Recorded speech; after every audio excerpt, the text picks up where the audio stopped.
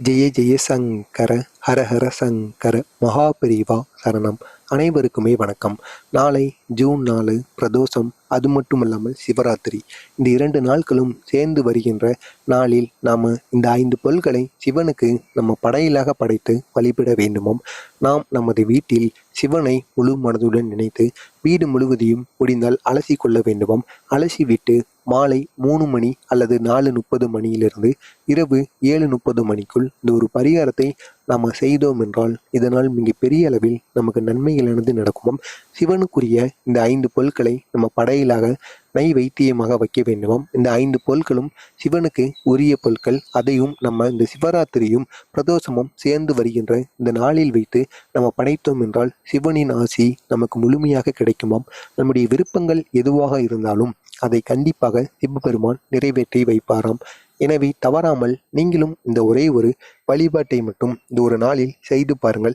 இந்த ஒரு வழிபாட்டை காஞ்சி மகான் மகாபெரிவா அவருடைய பக்தருக்கு அறிவுறுத்தின ஒரு எளிய பரிகார முறை.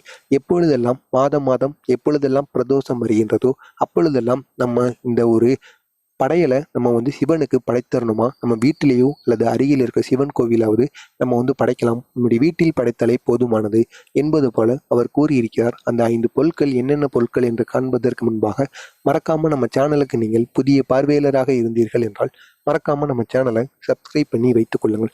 சிவனுக்கு முதல்ல ஒரே ஒரு நெய் தீபத்தை முதல்ல நம்ம ஏற்றி கொள்ள வேண்டுமாம். சிவனுடைய புகைப்படத்தை நம்முடைய வீட்டு பூஜை அறையில் வைத்து ஒரு நெய் தீபத்தை ஏற்றிவிட்டு அதற்கப்புறமாக ஒரு வாழை இலை இருக்கல்லவா, ஒரு பெரிய சைஸ்ல ஒரு வாழை இலை ஒன்றை நம்ம சிவனுக்கு பிடித்து கொண்டு அதன் மீது இந்த 5 பொருட்களை வைக்க வேண்டும். இந்த 5 பொருட்களை தவிர சிவனுக்கு எந்தெந்த பொருட்களை எல்லாம் நீங்கள் படைப்பீர்களோ அதனையும் நீங்கள் வைத்துக் கொள்ளுங்கள். வில்வ இலை, அருகம்புல் மாலை, பொங்கல், சந்தனம், குங்குமம் போன்றவற்றெல்லாம் நீங்கள் வைத்துக் கொள்ளுங்கள். அதற்கப்புறமாக சிவனுக்கு வைக்க வேண்டிய இந்த 5 பொருட்கள் என்னென்னவென்று பார்த்தோம் என்றால் முதல்ல இனிப்பிலிருந்து நம்ம ஆரம்பிக்க வேண்டுமாம். சர்க்கரை இருக்கல்லவா, சர்க்கரையோ வெல்லமோ நம்ம முதல்ல இதை வாங்கி கொண்டு அந்த இலை இருக்கல்லவா, வாழை இலையில நம்ம வைக்க வேண்டுமாம். சர்க்கரை அல்லது வெல்லம் இந்த 2இல் ஏதாவது ஒன்றை வாங்கி வைக்க வேண்டுமாம். இப்படி நம்ம வைப்பதனால் சிவனுடைய மனதானது குளிர்ச்சி அடையுமாம்.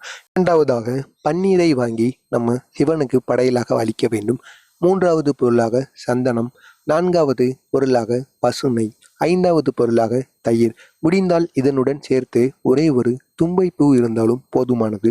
இந்த 5 பொருட்களையும் நம்ம படையலாக அந்த வாழை இலையில் நம்ம படைக்க வேண்டும்.